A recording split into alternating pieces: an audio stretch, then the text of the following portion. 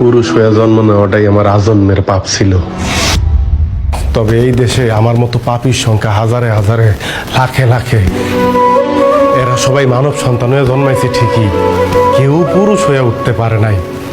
আর পুরুষ হয়ে না ওঠার যন্ত্রণা যে কত কঠিন, কত ভয়াবহ, প্রতিনিয়ত হারে হারে টের পাই। কারণ পুরুষের সাফল্যের ভাগ সবাই নিল, ব্যর্থতার ভাগ তো কেউ নিতে চায় না। কারণ সবাই মনে করে পুরুষ জন্মগ্রহণ করছে পরিবারের অন্যান্য সদস্যদের চাহিদা মেটানোর জন্য।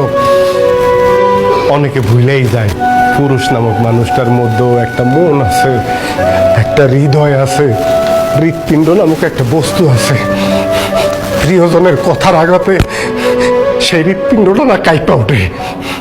ভুলা যাইবই না কেন কম, কারণ পুরুষ তো কখনো কারো প্রিয়জন হয়ে উঠতে পারে না। সব সময় পুরুষ প্রয়োজনই কাজে লাগে।